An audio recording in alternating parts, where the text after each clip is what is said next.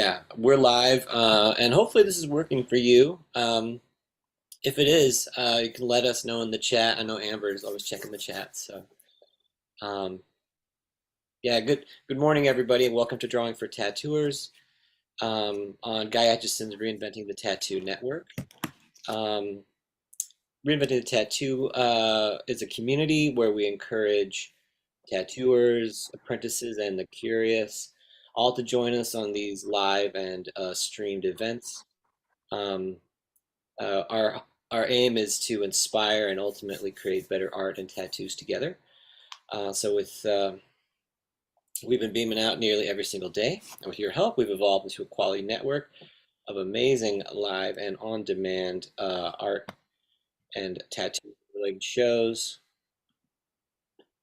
You can find more at reinventingthetattoo.com.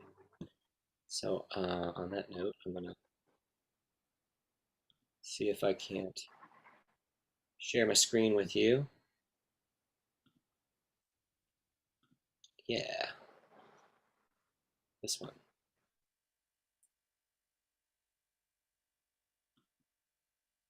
Oh, excellent. Right. So you can find the Reinventing the Tattoo app on all the major app stores, such as the Apple App Store, the Google Play Store. We also have a Roku page, so you can find that at reinventingthetattoo.com/Roku. We also have a podcast, so you can find Reinventing the Tattoo on all your favorite podcast directories, Apple, Spotify. But no matter where you're getting your Reinventing the Tattoo from, you can always find the latest and greatest here at reinventingthetattoo.com. Now we have a number of weekly staple shows, and I'll scroll down here so we can check those out. And then here at the bottom of the main page on Reinventing, you'll find the event schedule. So on Sundays at 1 p.m., we have the Skill Building Sundays drawing group hosted by Jason Leeser. On Mondays at 9 a.m. Eastern, we have Drawing for Tattooers. That's this show. You've made it. At 11 a.m. on Mondays, we have the Tattoo Weekly. At 5 p.m. Eastern on Mondays, we have Let's Talk About Feelings. And then at 9 p.m. Eastern on Mondays, we have the subscribers exclusive drawing group. So it's a very busy day on Mondays. Reinventing. Wednesdays at 1 p.m., we have the Tattoo Now show. And on Thursdays at 6 p.m., we have the Tattoo Collecting 101 podcast. So we'd like to take a minute and thank our sponsors. Right, so Tattoo Now. Tattoo Now is technology for tattooers of all levels. They have CRM software. They have upgrades and mailing lists. So if you want to take your communication to the next level, check out tattoonow.com. Ask for Gabe. Tattoonow.com also has an incredible gallery component to it, so it'll can hold all of your high resolution images. It's very cool. So check out Tattoo Now. And jump to my site, Tattooing Wisdom. You can learn more about me, and you can also set up appointments if you're wanting to get some tattoos or if you want to buy some artwork. So yeah, tattooingwisdom.com. That's me. Oh yeah, we're going to be live at Hell City.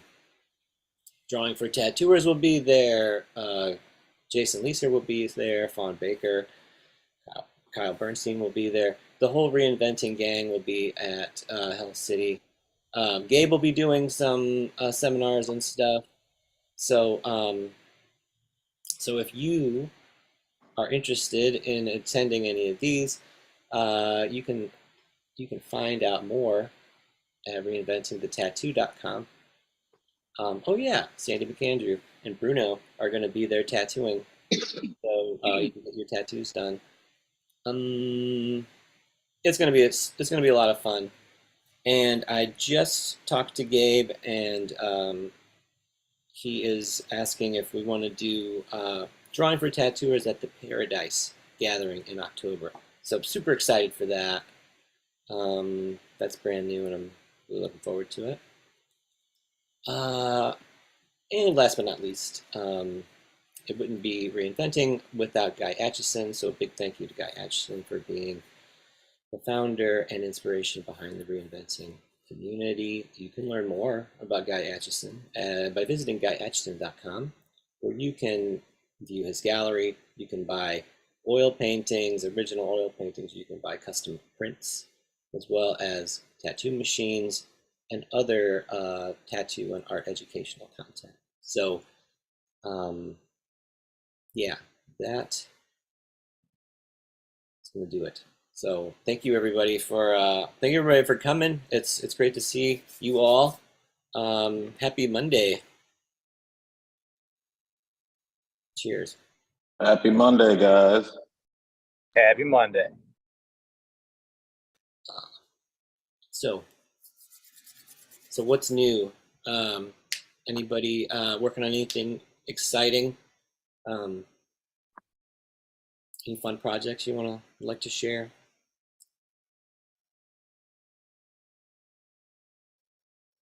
Don't you all speak at once. Can I get a critique? Yes. Okay. We'll try our best. Yeah, no. Yeah. Be picky, please. Make sure OBS is on. Boom, boom, boom, boom, boom, boom. Oh, dang it.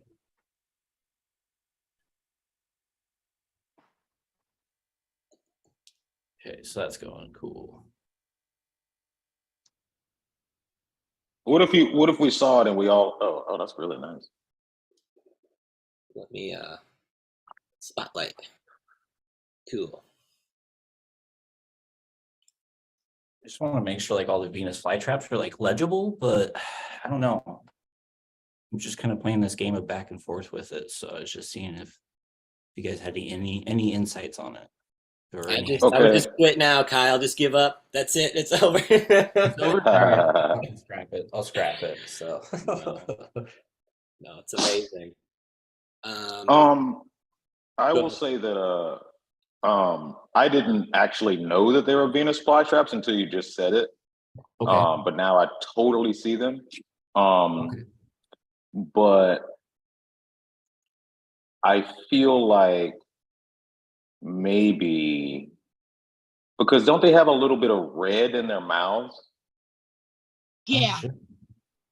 I think that might maybe like some muted red might do Yeah, something. cool. You might be able to take some of that magenta out of the chin. Yeah, that makes sense, and I would be able to use that to help, like, organize stuff a little bit better, so it's not all a jumbled mess. Yeah, Yeah, that was just my Yeah, thought. it'll give you more discernible edges. yeah, 100%. Yeah, cool. That's perfect. Thank you. Where's it going? I don't know yet. It's just a design I'm going to be putting out to see if I can Cool. get somebody to get it. So I like the design. I really do. I really like the design, like the composition. Like, it I love looks like it Venus flytraps. flows. I have 3 of them. oh, cool. It flow. You have a foreground, a background. Yeah. The eye is really piercing. It does kind of seem to get a little cluttered around the forehead, like the right eye area. I think you might have some, you might spend a lot of time in that area. Do you feel like that, Kyle? Yeah, that's my issue. It's just like it seems like a jumbled mess to me, and I'm just having okay. Because yeah, it's like it's cluttered, and I like how it's like all the Venus flytraps are together, but like with all the teeth and trying to have stuff overlap and this, that, and the other thing, I feel like it kind of gets lost, like all the detail gets lost because there's so much going on. and you can't read it. Okay. I would say that I don't, and I don't know the answer to that, but I'm glad that we're both kind of seeing the same thing. That kind of makes me feel good. Mhm. But I would probably just put some negative space, like some air, you know what I'm saying? Something kind of flowing Mhm. to kind of break that up. What do you think, guys? You might could just do like one or two less and make them a little bit bigger on I that was spot. thinking the same thing. Okay. Oh yeah. Yeah. Yeah, I could definitely do that. I think Yeah, I the can try color, that out. that personal preference, I think it looks great, man. But yeah, maybe just like make them a little bit bigger in that spot. That's all I got. It looks good. Okay. Yeah. Yeah, I think that's a good idea. Yeah. Because And that way you can bring one closer. You could bring like one closer and then pull the rest in the back, and then maybe have them like a little muted out a little bit. yeah, I think that would help it out a lot because then because a lot of the value is all the same, so it's all kind of flat. So to have a Mm. bigger one and then have like a distinguishable bigger one that's a bit darker, and then the ones Yeah, back that- a bit lighter. Sorry, I I think the bottom right where that chin is, you got like 3 right there. I think Mhm. the really good size, and you can really see the edges of them and things like that. So Okay. Okay, cool. That's great. Thank you guys. Thank you. Yeah, dude. It looks fucking rad, bro. Thank you, sir. Yeah, I really love the That's concept. good. Mhm. Thank you. Do you how do you because let's just talk about the anatomy of the face for a quick second. Like I really like that nose. Uh-huh. Like how that nose is nice. Because how I just really like how the ambient light is just kind of bouncing off the top lip and just yeah, it looks like you took some time on that. I don't know if you did, but Oh yeah, it's, no, I did it. yeah. So just trial and error, man. Mhm. I like the side, just like little things, just like those little spots of like light, just to help like that show that one part of the nose protrudes a little bit more. Definitely helps. Ooh, I didn't see that. What? Because you have those like little I might have taken a spots screenshot. on your nose. They're right there. That I was just thinking about, but I don't know. Maybe that's actually a bit closer than what I thought. But whatever.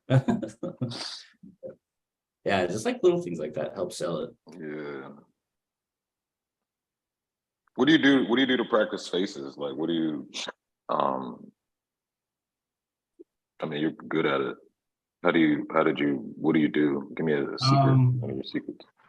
Let's see how I handled this one.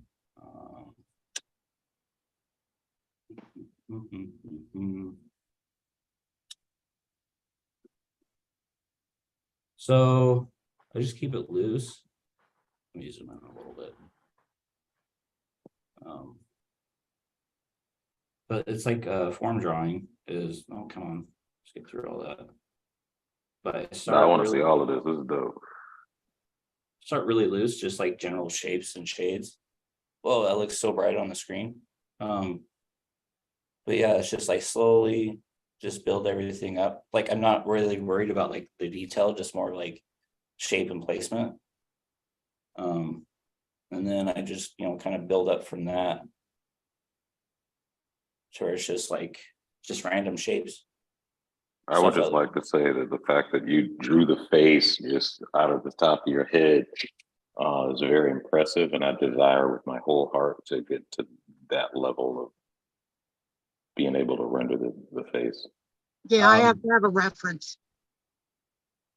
The one thing that's helped me out with faces immensely as well is studying the planes of the face. I still need to go back over it because I'm still like lacking in certain areas when it comes to it. The planes has definitely helped me out a lot. Yeah. Yeah. Planes of the face is huge. Yeah, just just start slow and then build everything up,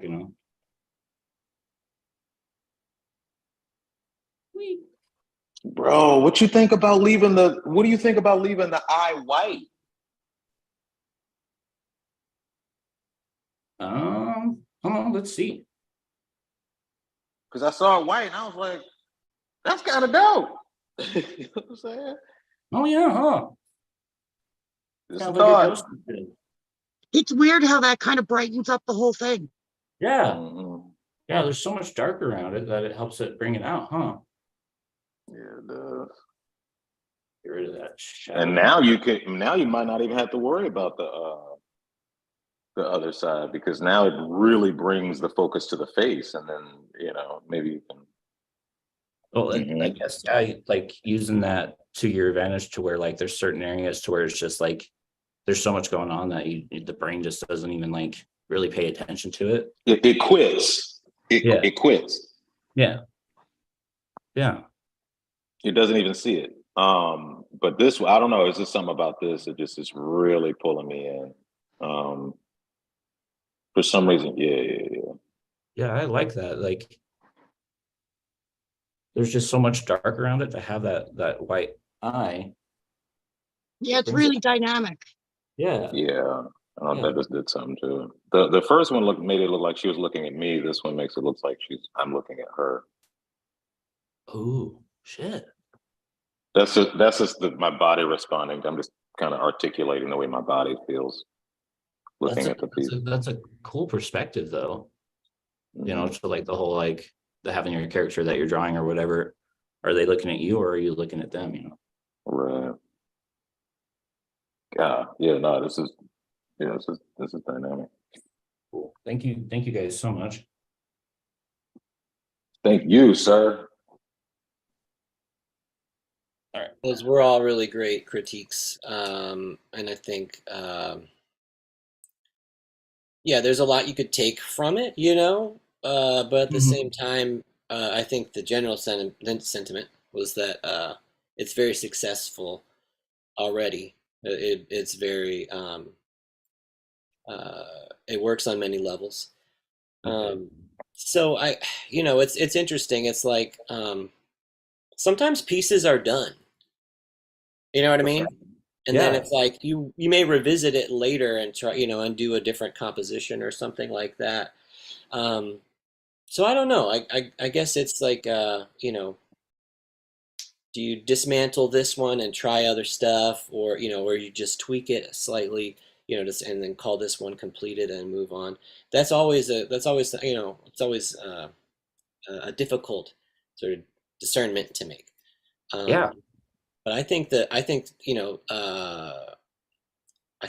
that suggestion of putting a little bit of red that would kind of separate the different, the open mouth versus the bottom plane or whatever of each one. I think that's really that was a really good call.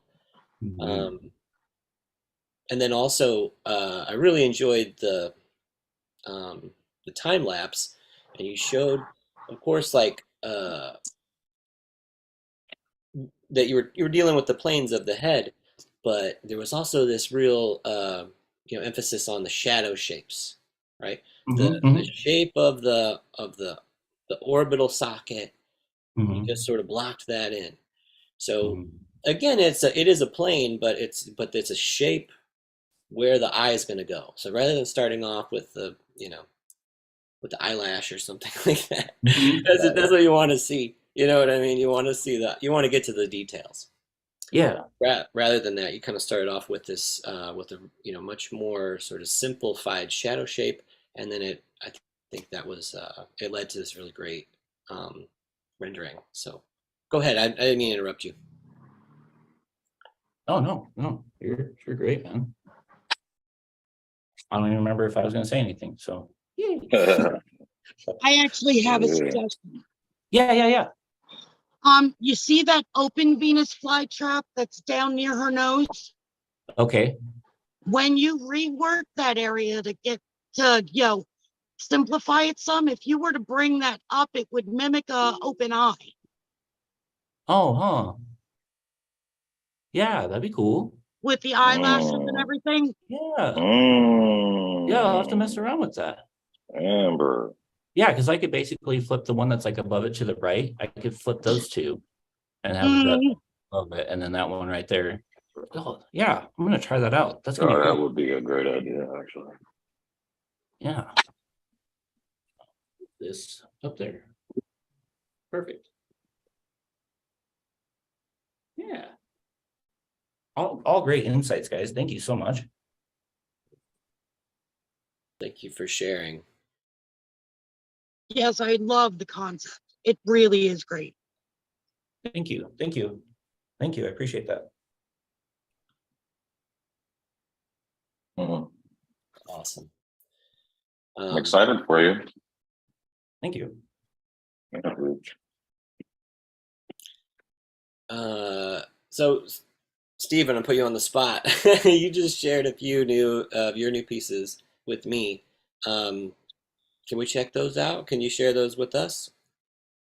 Sure. I don't know what the best way. I don't know how to get it on the screen. I might be able to do it. I hate to.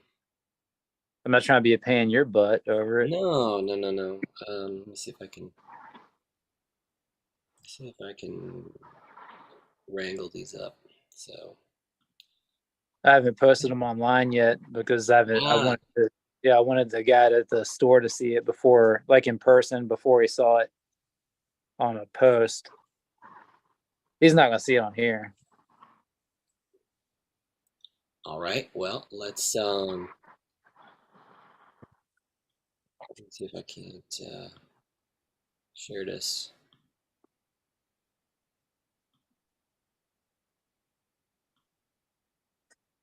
All right. So here are some things.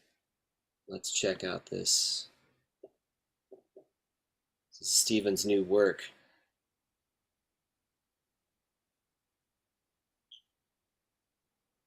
Oh, I love that. That's so cool. Thanks. That's supposed to be like a portion of Gotham City. Oh, cool. Where is that? Did you say? Like where I see? Like, This is a diorama that I just completed for toys. that's dope. Dang, you painted that. That's so cool. Oh, boy. You painted that. It's Gotham City. This part you been? Yeah. Yeah. Neat. No. So it's just the back. Oh, okay. Mhm. Oh, but this is okay. This is not the shoot. This is the. Yeah, It's looking for seams and stuff. I don't see any, I don't see Did you like paint the street part? all right. So the street art is a diorama that I upcycled. I bought a diorama set for myself and had an extra piece. So I didn't produce that, but I did produce the background on my iPad. And then I printed it off. I just got a plotter printer. So I printed off my printer. Um, it's on foam. Then it's got a protective plastic barrier on it to make it moisture resistant and scratch resistant. Hmm. And the lights, they have warm and cool settings on them and a dimming setting as well. Okay. That's Nice. rad. Thanks.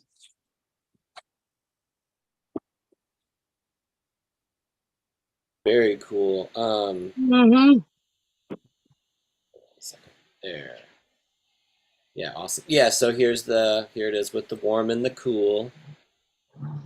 Neat. And just another view. Right, yeah, it's just a really nice like presentation, I think. So it'll be interesting to see Absolutely. what comes. All right, so this is the actual object itself. Yeah, it's just got that's before I installed the lights. They're just kind of sitting inside of it, but you can see Oh, you can see the frame on the front of it. Gives Mhm. a sense. Yeah, and then so there's like an exterior wrapping that you did as well, and there's like more details of this.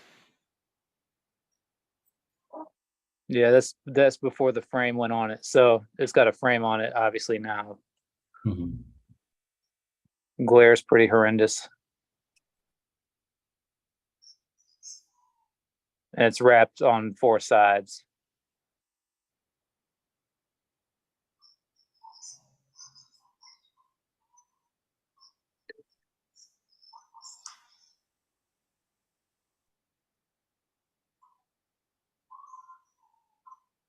That looks great.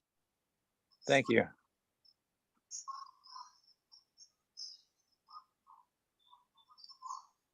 Oh, I love that. So it hangs flush on a wall. It's got a French cleat on the back, and it'll hang without seeing any sort of hardware or anything like that.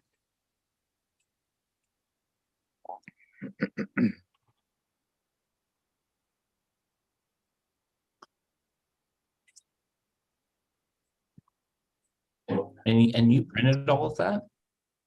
No, those that I printed the backdrop. Some of it I'm going to print myself. Some of it I'm going to upcycle.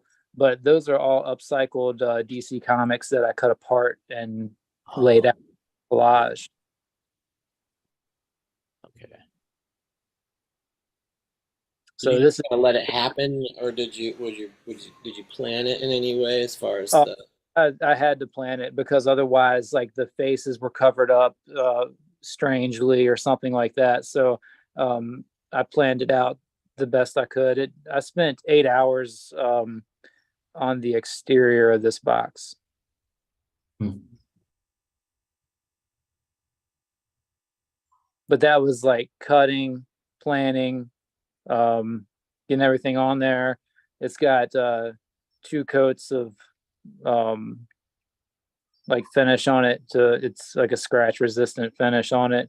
It's not scratch proof, but try to protect it the best I can.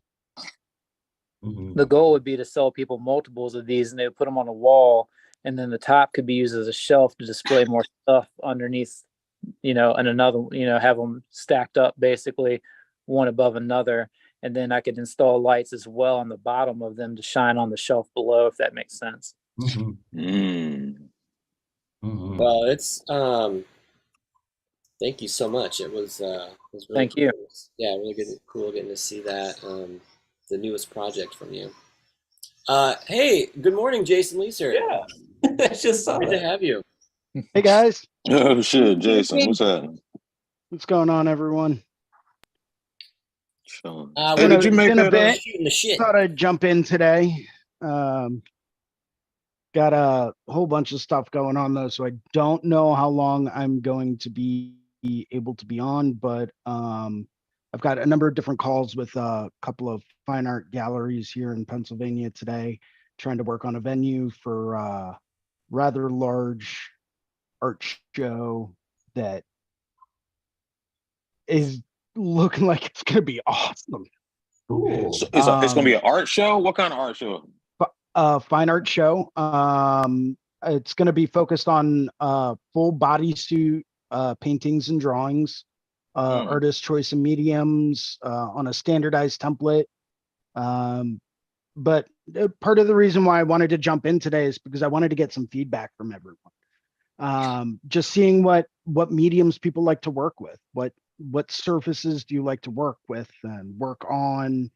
I'm starting to move into phase 2 of this project. So I'm starting to get some feedback about, if you had your choice of mediums outside of digital, all analog, all by hand, if you had your choice of medium, what would you prefer to work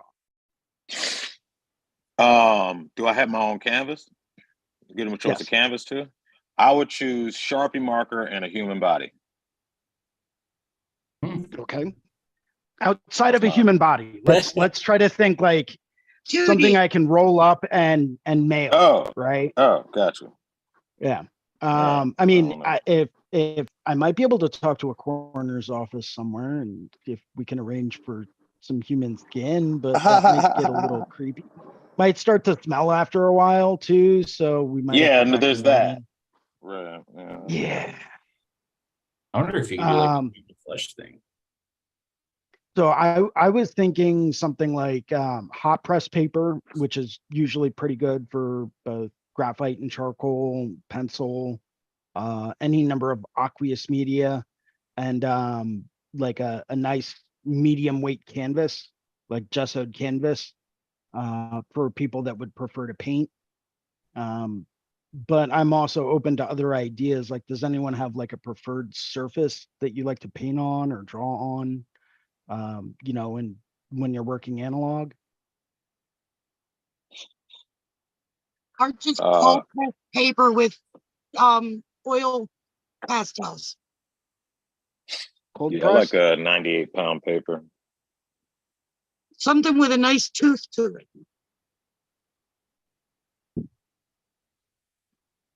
Analog, I guess it would just be the good old mechanical pencil and printer paper, you know, Okay. old reliable. Yeah.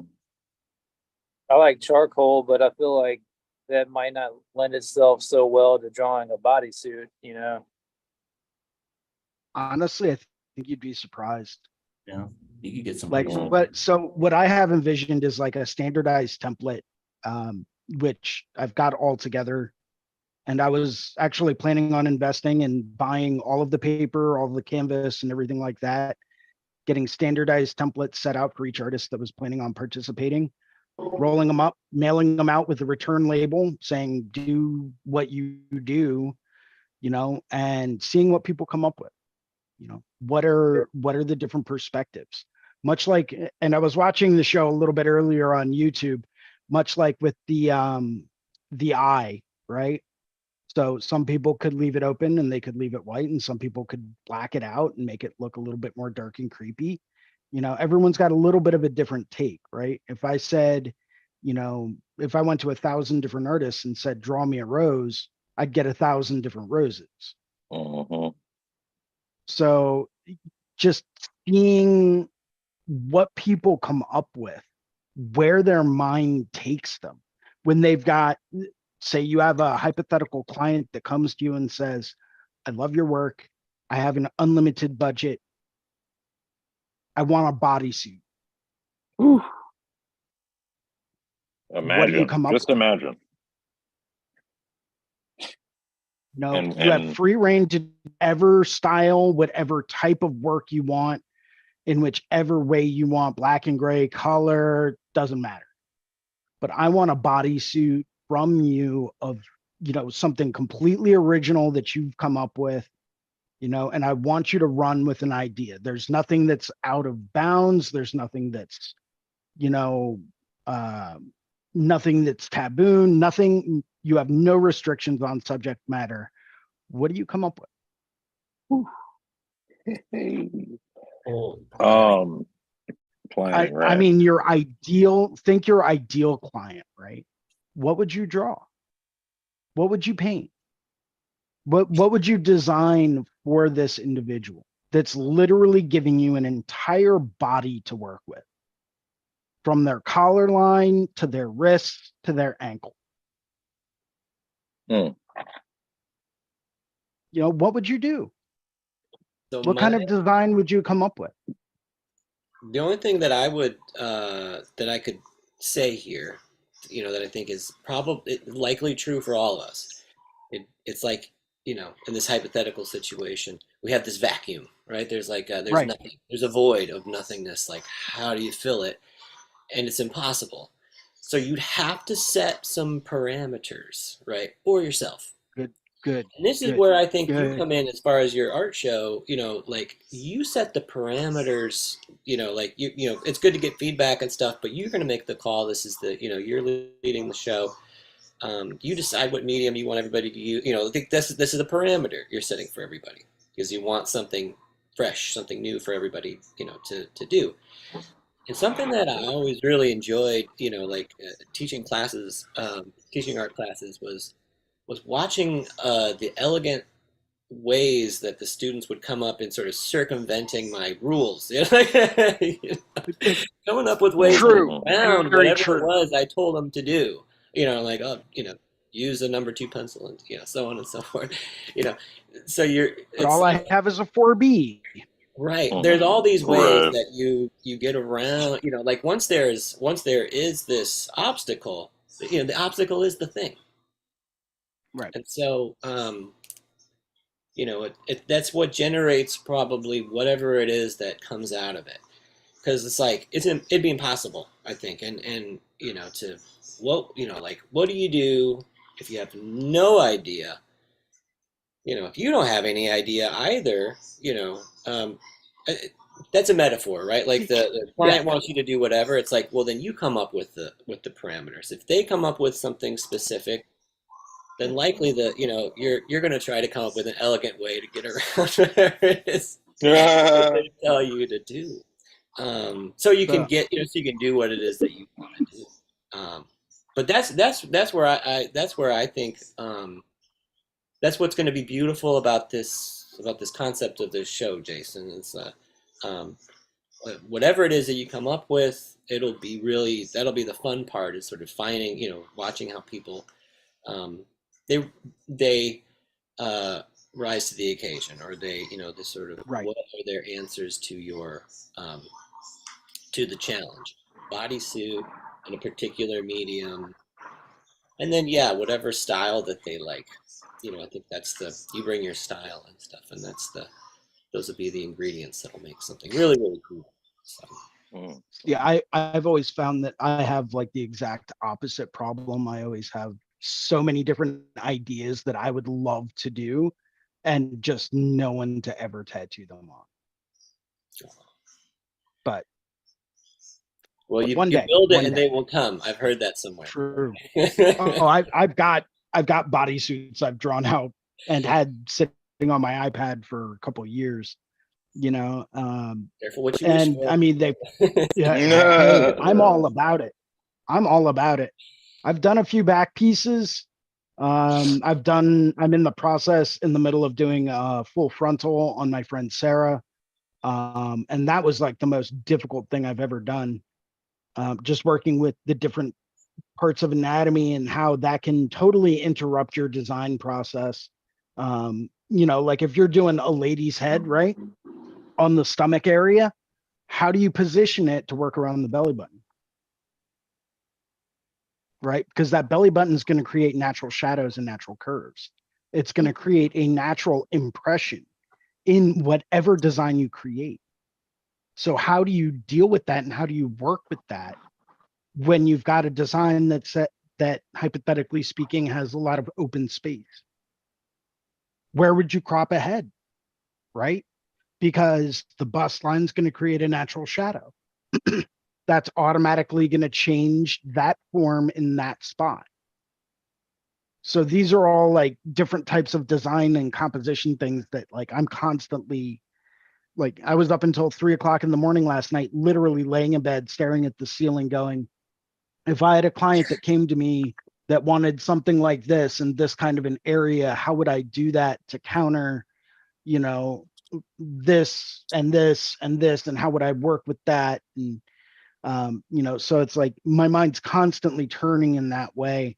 And for me, that's part of the challenge, is coming up with a full composition that works well with the human body in that aspect, right? Because it's not your ideal proportions. It's very, very tall and very skinny.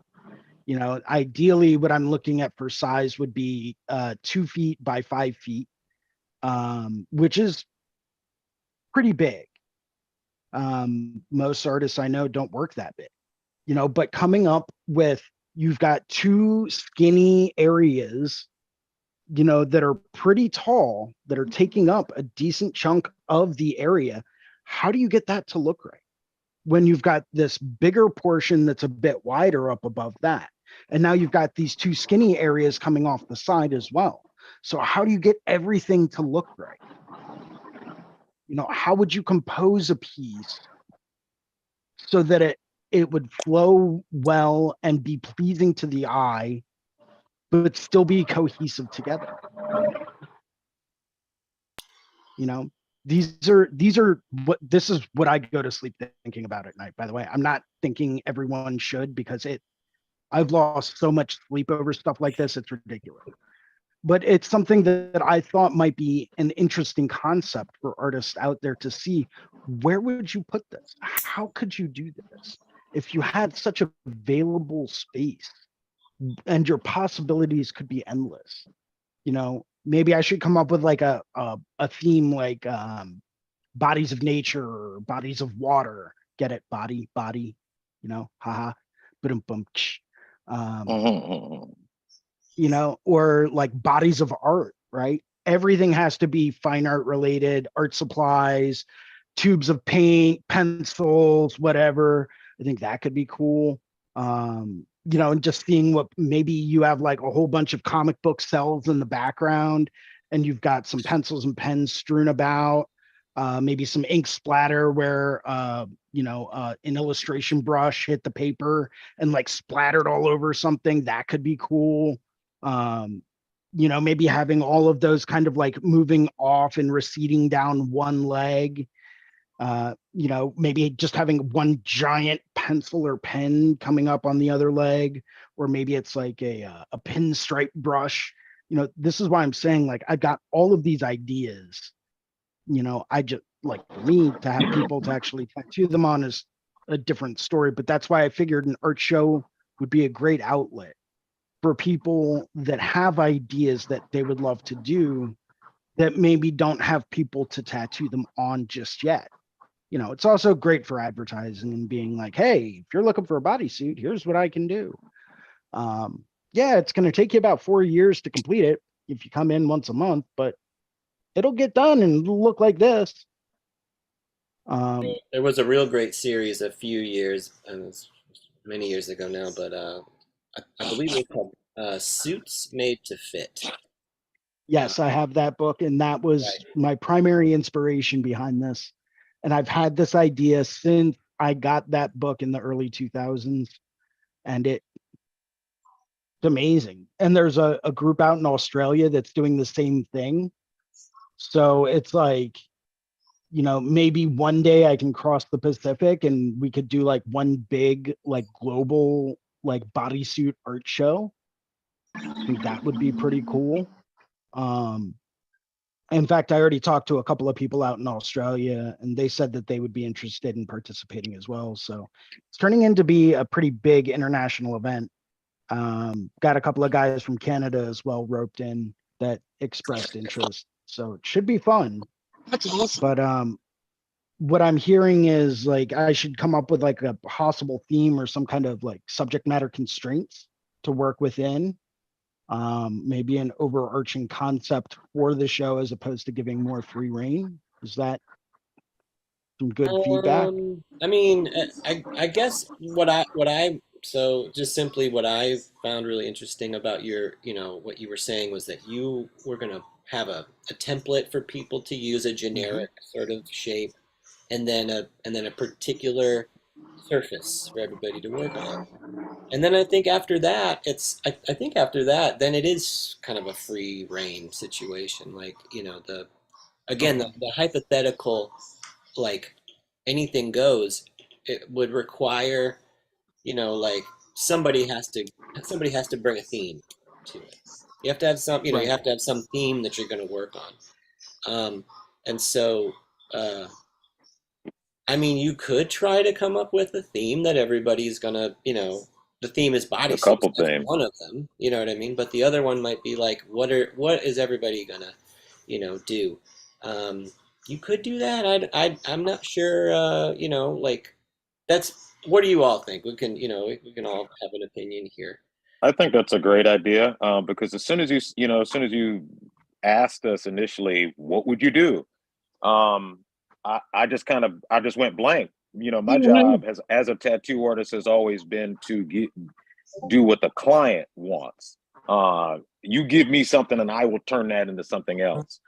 So just like Mr. Wisdom said, if maybe there's just like a list of a whole lot of stuff, you know what I mean, that you can maybe choose from, that would be good. Like maybe like prompts. I think the human brain would do better if you were to kind of give prompts. And I'm just suggesting this in the case that if you're inviting a lot of people, you know what I'm saying? Like, you know, a lot of artists, I think that would be the best way to do it.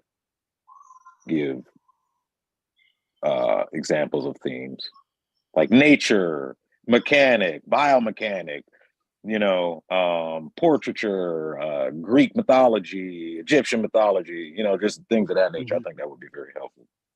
I really like Okay. bodies on Okay. bodies. I thought that was clever. You know what I mean? Mm. Bodies on bodies, like you said, and then like then again, like Spirit was saying, like you can just run with it. Like what is, Right.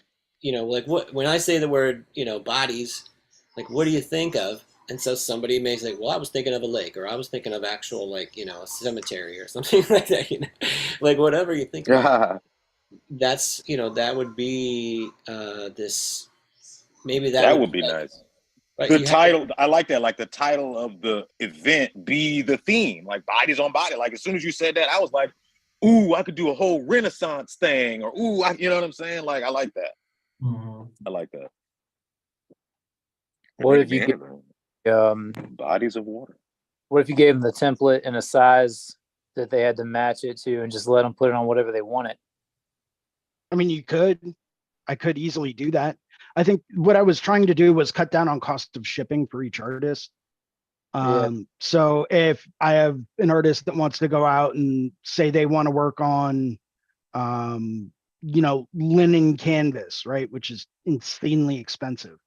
I'll be more than happy to give them the template, and I can give them instructions where to go, how to print it out, to scale, to size, so that it's a standardized size for each artist. Um, and then they can go through and transfer it however they want to transfer it and use whatever they want to use. They want to use wood panel, that's fine, but that's going to cost a fortune to ship out. So what I was trying to come up with some kind of like a loose medium, rolled canvas, rolled paper, um, something of that nature, just so that it could very easily be rolled back up once it was finished and fixed down. And then with a return label on the tube, all you have to do is stick it back in the tube, put it back in the mail, and you're good. Right? It cuts down on shipping and cost for everyone except for me, but I've already kind of resigned myself to paying for that. So as part of the art show and getting people involved in it, because what I really want to try to exhibit is artwork. I don't want artists to really have to try to worry about, okay, well, I'd love to sign up for this art show, but how do I ship this gorgeous, huge oil painting that I did on plywood? How do I ship this out there and not spend several $100s doing it? Whereas if it's in a cardboard tube, it's very easy.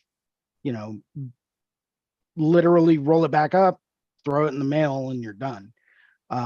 When you start trying to ship bigger pieces at, if you've got a wood crate, basically you have to ship an oil painting in. Say it's still drying or it's still wet or anything like that. You don't want anything to touch the surface, which means building a crate around the painting and then shipping that usually via freight, which is insanely expensive if you've ever shipped anything via freight, because you have to go through, drop it off, semi truck picks it up, they throw it in the back bed, and then literally a semi will drop it off wherever, at whatever location. I've done that once or twice with different things like picture frame molding. When you buy, 100+ feet of picture frame molding and it comes in 8-foot lengths, it's going to come via freight. It's not going to be shipped via UPS because they literally don't have the capacity for it. So I was just trying to cut down on costs, but I'm more than happy to provide, Procreate templates, Photoshop templates, analog templates on just flat paper, whatever, people want. That's up to them if they want to do that and pay for shipping on their own. But I was trying to eliminate that cost for each artist. I figure the more I can do for the artists, such as framing, I already have a buddy of mine who does framing. I've already talked to him about it, and he's like, if you buy the materials, I will assemble 50 2-foot by 5-foot frames for you. So framing, pretty easy. I've already got that figured out. And then that way that can stay a standardized size, because I really want to try to get people to focus on the art itself, as opposed to, oh, this one's got a really nice frame, or oh, I really like the way that this person did this and how they did it on plywood and then they cut it out of plywood. So that's their piece there, but it's not framed. It's just kind of hanging up on the wall. I really wanted to try to get people to focus on, here's a 2-dimensional flat plane with a window to a body. Here's what the possibilities could be. And just to really try to have them focus more down on art as opposed to different presentations and stuff like that. Now, some people may turn around and say, well, yeah, but this is the way that I like my art to be. If they like their art cut out on plywood, that's fine. I'm awesome. Yes. If you want to do that and ship it, by all means, I will display it. But like I said, I was trying to cut down on cost and try to keep things a little bit more standard to keep the focus more on what people create as opposed to their presentation of what it is they create. If It that all makes sense. makes Yeah, sense. it does make sense. I think I just I'm so excited about about this project, and I I would love to see it. I think it sounds amazing. My only the only thing that comes to mind, and I'm so negative, it's just like it sounds like trying to herd cats. Like having a Very bunch of much artists so. do this huge Very much project and so. have it on time, it's kind of like I think that like you've got the patience of a saint, you know what I mean, already. So, but it might be just like build in a little cushion, you know what I mean? Just like the of time, like between like when things I are going to go and when things start. so if everything comes together Mhm. and all of the cats do end up moving in the same direction, and the clouds open up and the rays of light shine down and Right. everything goes to plan, Mhm. I'm looking to give everyone a minimum of 9 months to come up with something, and that gives me a 3-month buffer time to get people, last minute people. Like if I say the deadline is March 1st, I'm going to have people that are like, yo, just put it in the mail on March 1st.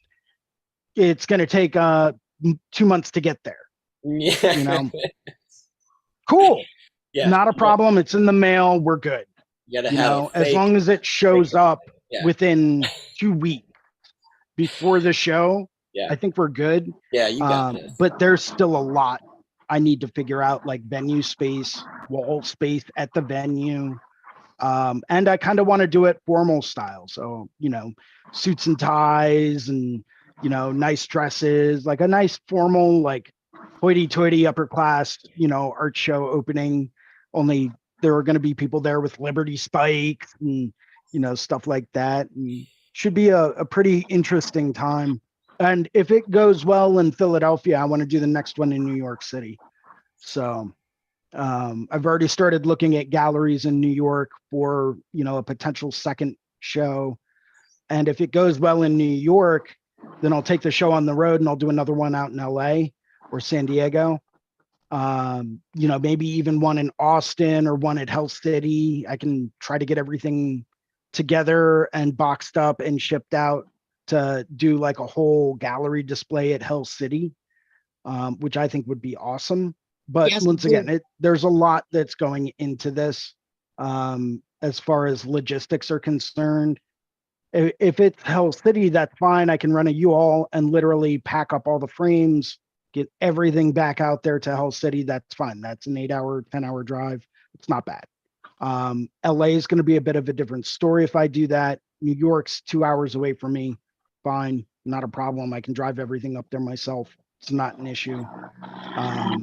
But LA is going to be a bit of a different story.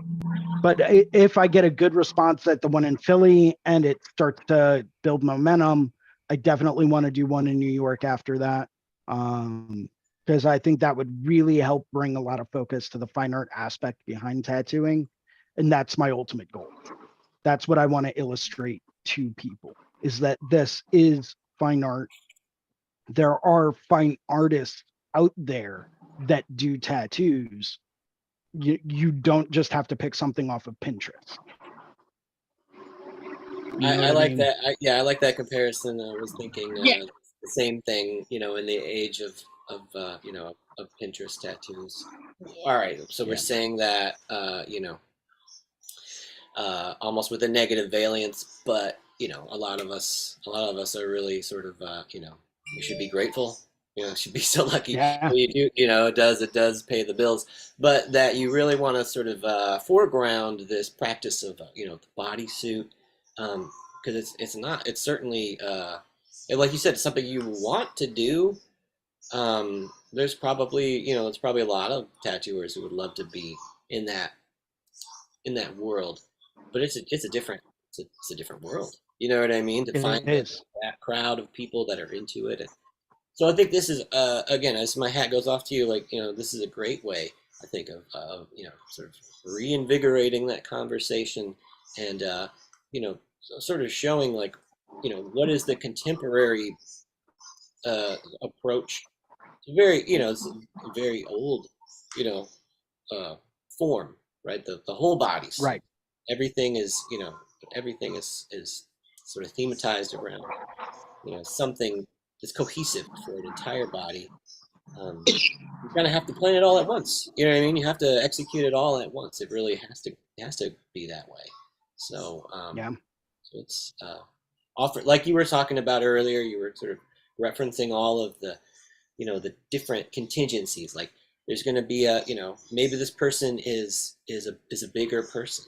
Maybe they're a more slender person. Maybe, you know what I mean? Maybe they're like, maybe they're way out of symmetry.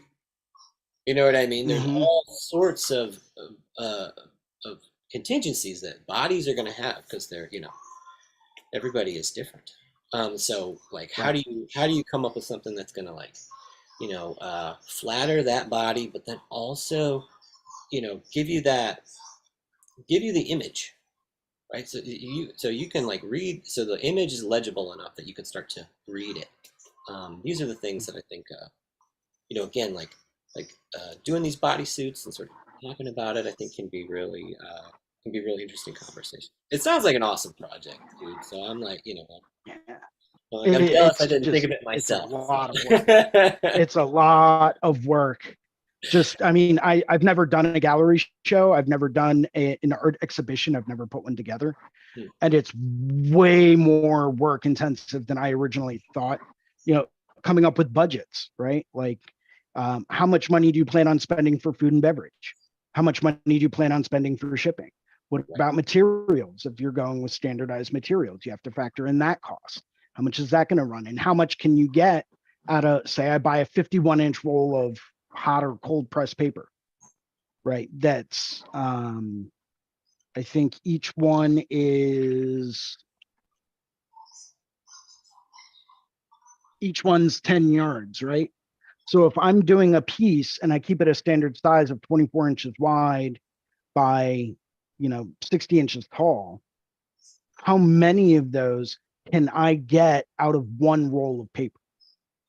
And then how many rolls of paper do I need to purchase in order to keep everything standardized, right? And then if I have someone that wants to work more on hot press because they prefer dry medium, okay, well, how many of those do I need to create? How much of a demand is there for that? How much of the demand is there for cold press? How much of a demand is there for canvas? Because if I buy a 60-inch tall roll of canvas, how many can I get out of that? You know, if that's, say, 6 yards instead of 10 yards, you know, how many different potential canvases can I get from that one roll? How much is that roll going to cost me in comparison to the paper? So, like, it's a whole bunch of just figuring stuff out. You got And by this, the way, dude. I'm very Yeah. sorry for, like, Yeah. jumping in and hijacking the No, it's show. great. I I do. was actually, I was just thinking, maybe this would be a great time for you could talk about, you're going to Hell City, and you're doing a very special interview, aren't you? I am doing a very special interview, and that is actually going to be right after Hell City. Okay. All right. And yeah, So I'm actually going to be running a lot of the broadcasting and a lot of the live streams behind the scene at Hell City. So I won't actually be there because I need to coordinate like a lot of different like video stuff in the background and make sure everyone's got the right links to live stream from this and live stream from that. And so there's a lot more going on there. So I'm actually physically not going to be there, but I will be there virtually. So it's going to be interesting, but I've got an interview with San Diego tattoo artist Terry Ribera Monday the 22nd, which is right after Hell City. Terry is a phenomenal fine artist.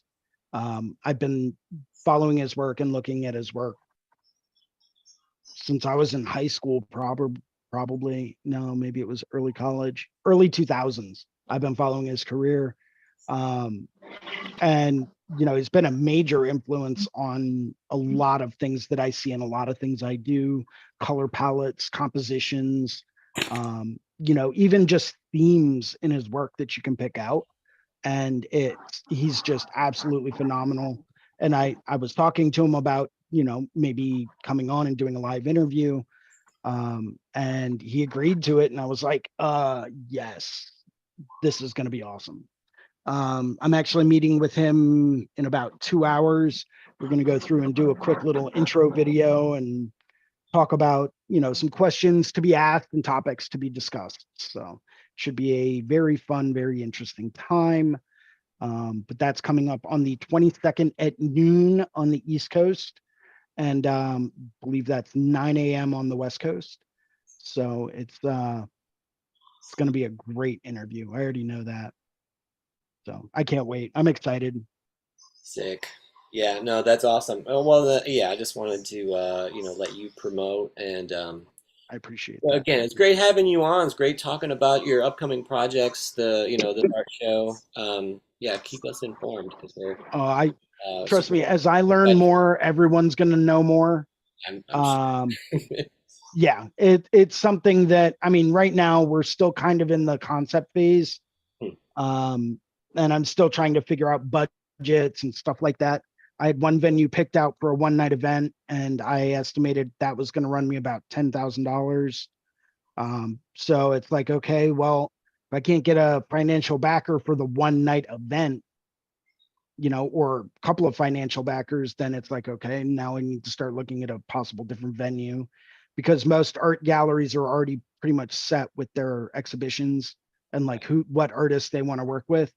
So getting into an actual gallery is way more difficult to have them up for a standard gallery showing where they're up for 6 weeks and people can come by and buy art and all that stuff. It's way more difficult to get into something like that than it is to like host your own event. But it's also way more expensive and can lead to professional gallery showings at actual like galleries to create that kind of a buzz around it. So, and that's kind of what I'm hoping to do by this, maybe do like a 1 or 2 night event, create that buzz around it, get into another gallery to actually start selling artwork that way. And, create this collective of artists that are out there that want to sell their work in professional galleries as fine artists, but maybe they don't necessarily know how to go about doing that. Right? Because in the tattoo world, a lot of people aren't really educated in creating gallery exhibitions and how to sell your paintings and your drawings in a professional manner, with the exception of like, oh, well, if I create my website and I get a big cartel page, I can just sell everything on that. And that's great. But if you really want to hit the market that's a little bit bigger and a little bit more broad, get into an actual gallery, do a gallery show, get the art world interested in what you're doing, and it's going to help take everything that you do to I another like the level. sound of that. That's cool. Because I mean, that's kind of one of the things that you can retire on being an artist in that regard. And I think that that's something that a lot of us, you know, imagine ourselves. What do you think about that, Mr. Wisdom? I mean, because you got that type of, your paintings are like that. So, I agree with what Jason's saying. It's very tough to be into that upper level. But I'll tell you what I saw this weekend on Instagram. Uh, Guy Atchison selling his landscape paintings at like local art fair. You know what I mean? He was just like local, like he had like a booth, and there were Guy Atchison paintings. There were like these little landscapes and stuff that he was doing, and I'm like, of course, of course, you're Hmm. not too good for that shit. Like, do it all, right? But I think it's kind of like you find where you fit, So if your work is like, uh, somehow deemed to be in that upper echelon of stuff, um, again, it's like you're competing, right? You're competing against others. If you're going and selling them at the local at the local art fair, again, you're doing what you love. You know what I mean? You Hmm. love your job. You're doing something amazing because art is absolute spirit. It is the thing that is it kind of it helps bring sort of some meaning to this meaninglessness. And so Hmm. anyway, any art that you make, I think it's you're doing something that's maybe not as appreciated, but it's still important. And so anyway, yeah, and like these sorts of moves where you're trying to build a community around like sort of like especially like sort of raising up other artists like Jason's talking about. You want to like sort of open that space where And you can that's that's something you can where cultivate. Like, yeah. what if that's a vein that you've been able to create with a whole bunch of artists that just wanted, because you talk about mediums, like I've literally been creating fine art with crayon. You know what I'm saying? I didn't one day I didn't have nothing to draw with, so I just picked up my daughter's crayons and I just started drawing. I was like, oh, it's kind of fun. This James, Um, don't you dare bring up Cy I was Twombly. gonna say I like was Don't you thinking it. dare. Don't do it. Don't do it. oh, You know what bring it that up, does to bring me. it uh, up, You know what Jason I was that and I have does to talked me. thinking it You about don't too. want to get me started. bring it But up, no, bring it up. but I think what you're saying is valid. Spirit, it's like that um, there are people who use crayon. There isn't like you're gonna have detractors, right? But there's also an audience, right? There's an audience out there. You make art, there's an audience out there somewhere. Hmm. I believe that's true. And You know, Henry, when you're talking about the work that you create, you're not using a crayon. You are using what's known as a wax pastel. it's Ah, wax pastel. I dig it. Terminology can be a very big difference true. Facts. It's true. because that's technically what it is. It's a wax-based It is a wax pastel pastel. crayon. Hmm.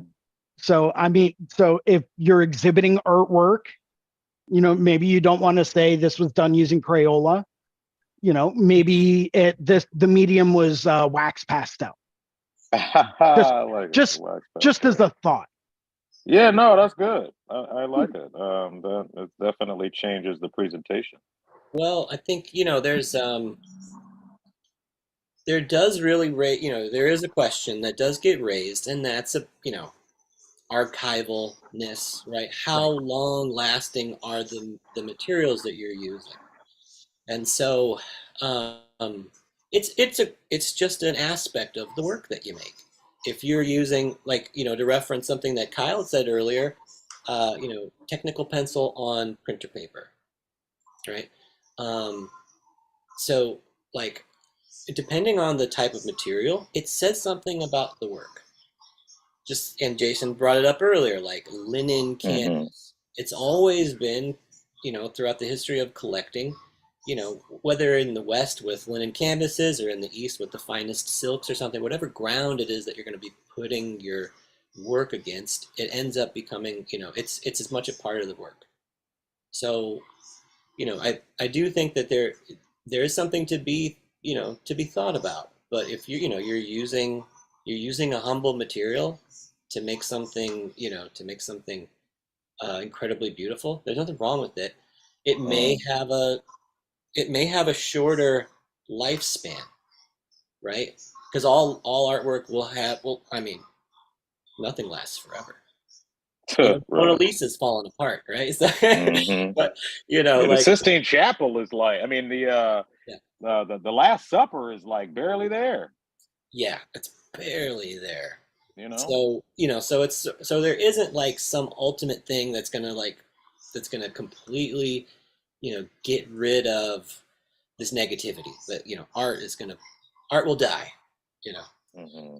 But again, like if so you do something in a wax pastel from the Crayola company, and it gets a little bit of sunlight on it, it's gonna suck the juice, it's gonna suck the pigment right out of that. Where there might be something that could last a little bit longer. It depends on what you're trying to say with your work. It depends on what the work is. You know what I mean? Maybe it's a study. Maybe it's sort of, it's going to be for a, if you want to sell, this is something that I think does go to, if you want to sell work that commands a higher price, right? You want a collector to buy it. You don't want them coming back to you in a couple years, and saying like, where to go, Same thing with your tattoos, right? If a tattoo doesn't heal correctly, they come back and you're like, oh, you got to fix that shit. If you're, so it's worth doing a little bit of that research, that work into understanding your materials, so that way you get a product that what it is. You know what I mean? I think that, does that make sense? You know what I mean? It's Hmm. one of those things that I think I guess I always related those two things, like learning about the archival properties of art materials, and then thinking about like tattoo longevity. It's like, how long is this tattoo going to last? How long, like if you do the lettering too tight, you know, Hmm. you do that lettering too tight, they're going to come back to you in a year or two and be like, hey, what the hell? Or even dragon's teeth. I've got a really good example of that on my arm. I think we probably all do. If you got more than one tattoo, you probably got a bad one. So unless it's a bodysuit by Jason Leeser, then you're. Yeah, but that thing's gonna have like half-inch thick outlines on it. that will still look exactly the way it is because it's gonna be super huge. Well, it's a process probably of like It is. learning, like not only the development of work, but also like how you understand it, um, what it is, right? What it is materially speaking. So that, what's this paint gonna do? You know, is it going to is this the right varnish for your paint, right? Or is this the right surface to be working your media? There isn't a necessarily a right answer, but there are certainly like ways that might yield the results you're going for, you know, like more effectively, more efficiently.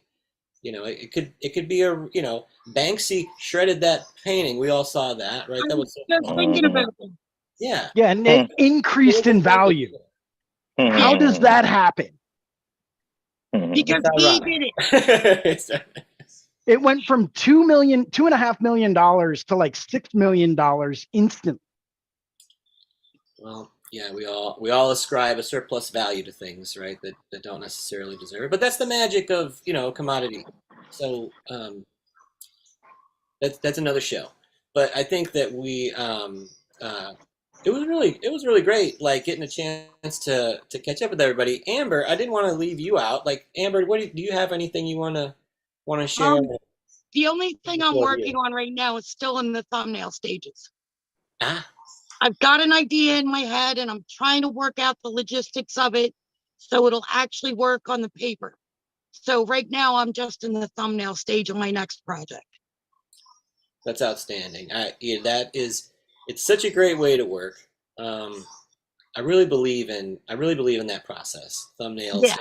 It's sort of like making an outline for if you're gonna make a presentation or a paper, or like sort of plan an art show, probably, right?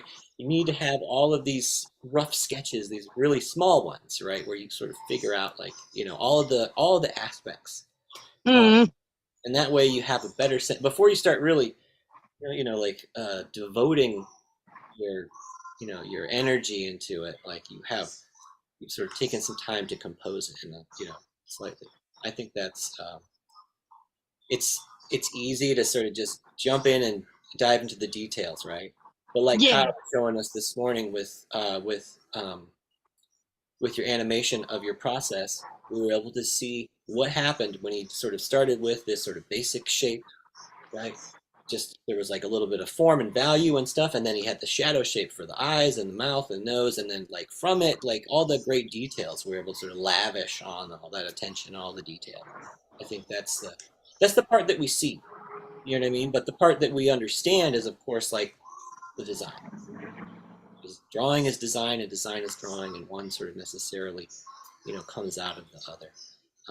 So anyway, I this has been awesome. I think we're gonna wrap it up. Um, so let's have a couple of sign offs here. Um, uh, Amber, give us your sign off since we were just talking to you. okay. My name is Amber Mordain. You can find me at Luxury Tattoos and Permanent Cosmetics in Egg Harbor City, New Jersey. And you can find me on all social media platforms under Amber Mordain.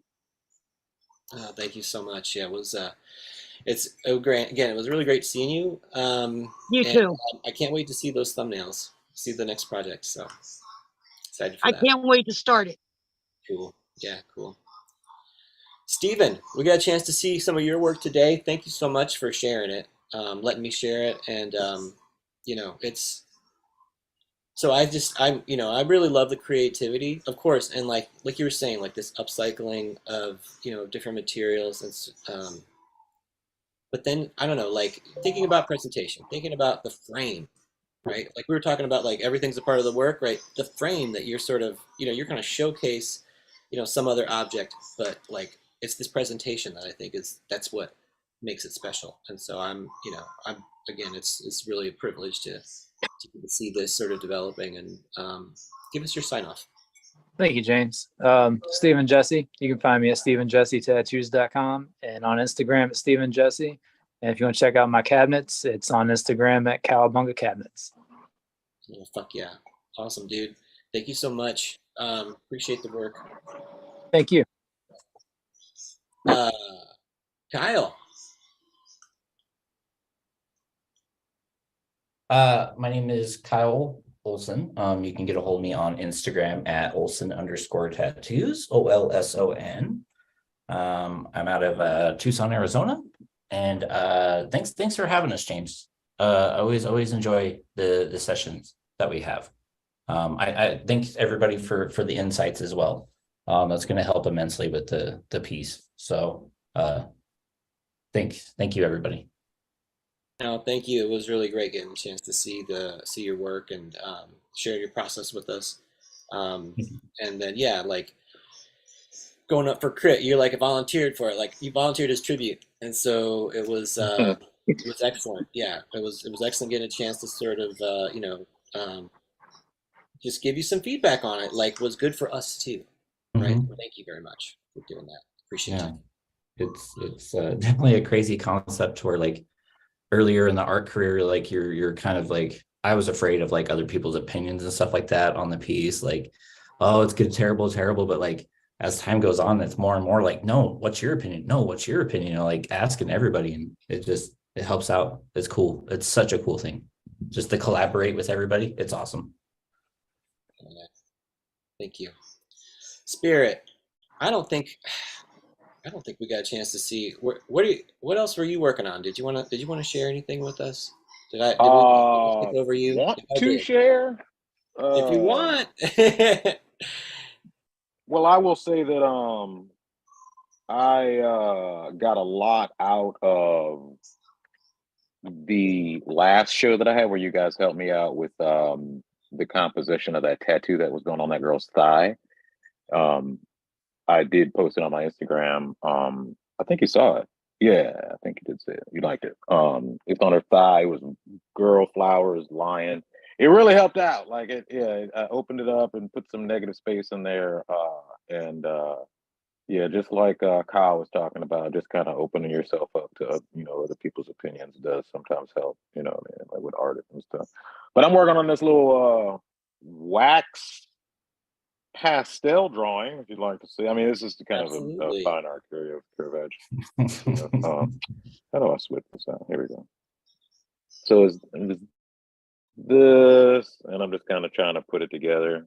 It's very basic, you know what I'm saying? Like first, I'll go in with the darker, the reds and the blues and the greens, stuff like that. But yeah, Caravaggio? Caravaggio. Oh yes, my boy. I'm a Caravagist. Nice. Very cool. Thank you. I really was just thinking about this idea, like, gonna probably talk about this, at Hell City and next week a little bit. But this exercise, right? You do warm-up exercises, sort of strengthen your eye and your hand, and then also like observation and then imagination. So, but I think when we're drawing from observation, like from real life objects, it helps us. I think you can take that further into like when you're using photo reference, Mm-hmm. right? So when you're using any kind of reference, it's like there's going to be this point where like you end up, it's you, right? It's your hand, and like because it's like there's only one Caravaggio, right? But there's only one spirit. So these are Mm-hmm. the things that you end up sort of like that. At a certain point, it becomes what you end up doing to it. But I just I can't help but to sort of see like this development, like you working observationally and how it's sort of like lending itself to using a photo reference. You know what I mean? I think that like um, I think they're very related, and I love seeing this development. So it's very cool, and I like wax pastels. Ha ha! That wax pastel, boy. Yeah, wax Yeah. pastel crew. No, Yeah, it is that it is that constant work, just like you were saying, just that constant rendering. And one of the things that I learned in art history is that by studying art history is that especially during the Renaissance, like if you wanted to be a painter, you they wouldn't even let you draw from real life. You had to sit down and draw their paintings before they would let you draw real life. So I've been just kind of implementing that a lot lately because I don't know, it's kind of boring to draw an apple. You know what I'm saying? Sometimes, it's boring to draw a pen, whatever. Sometimes I do want to sit at the foot of these masterful creations and recreate them and spend time with them and figure out what makes them beautiful. And if I can kind of take those same elements and put them in my humble medium, and if I can kind of recreate the same feeling, then my subconscious is learning a whole hell of a lot here. Um, you know. well, I guess the I definitely I agree with what you're saying. My only thought is like I love to find that like drawing something boring is like find the transcendent in that sort of humble thing, just like you're doing with your medium, Mm, just like you know what I mean. So like okay. you're working on the master copy, that's outstanding. Same thing with your Apple example. You know what I mean? Like find something about like because you can't even because we can't ever really capture it. And there's Hmm. always going to be more to it, right? There's something that's just always going to be lacking in representation. It just is the way. But like, Well, that's actually really good advice, well, actually. just I'm just meaning, all I mean is that like trying to find that like that something. You know what I mean? That like that because the same thing, like because you get equally bored copying, Caravaggio and stuff. You know what I mean? Like Yeah. you could get like this is monotonous and boring.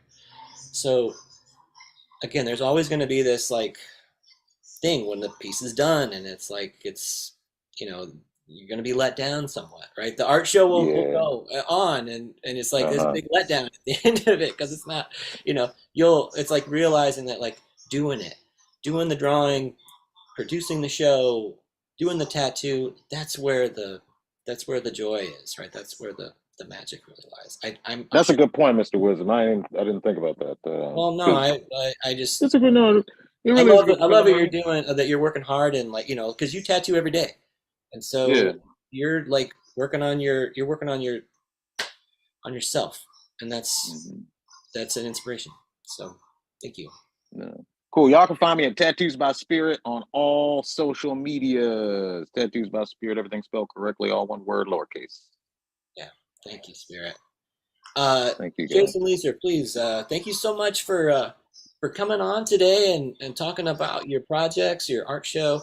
Um, give us your sign offs. So you guys can find me on Instagram at Philly Inc. You can also find me on Sundays at 1 p.m. for the Skill Building Sunday Drawing Group here on the Reinventing the Tattoo Network. And if you guys are interested in asking questions during the interview on Monday, the 22nd, once again, that is a live interview with Harry Ribera from San Diego. That is Monday, the 22nd at 12 p.m. Eastern Time, which is 9 a.m. West Coast time.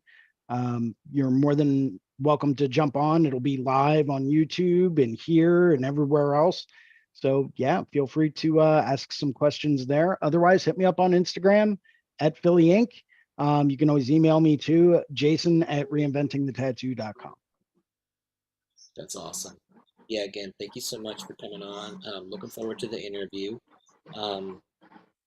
So cool, this art show. I'm like buzzing from it, thinking about it. So Dude, it's kept me up for the past like 3 weeks, well, just get trying to some figure rest, out what buddy. else needs to be done and how I can make things easier for the artists, because that's my main concern. I just want people to like make art and then have me take care of like the back end so I can display everything for them. Right. I'll take care of all of that stuff. I just want people to create art to be displayed, possibly sold. And I'm also thinking about, if the show goes well, making some kind of a book or a print portfolio with all of the pieces in it, for sale to help compensate for cost and all that stuff. But right now I'm looking at, if I do the print portfolio, it'll be 13 by 19 print portfolio of one of each of the pieces that get exhibited in the show, with credit to each artist on them. So it's going to be a nice little frameable thing that people can get if they want to get that, and then they can frame them all or frame a few of them, or don't frame any of them and just hold on to it for posterity's sake. That's fine too. I don't care. But I figure one collection of like 50 13 by 19 prints is, it's not going to be cheap, but if done right, could generate quite a buzz as well. Maybe I'll turn it into, a hardbound book like Suits Made to Fit from the New School Collective. Well, Yeah, who knows? But bodies on bodies. I don't know, man. Think bodies about on bodies, it. bodies of work. Yeah, sure. Yeah, do work. It's that's the Yeah, that's the thing. Thank you, Jason. Really appreciate it. Thank you, everybody, you're again. welcome. This has been Drawing for Tattooers. I'm James Wisdom. You can find me on social media at Tattooing Wisdom. Happy drawing, everybody.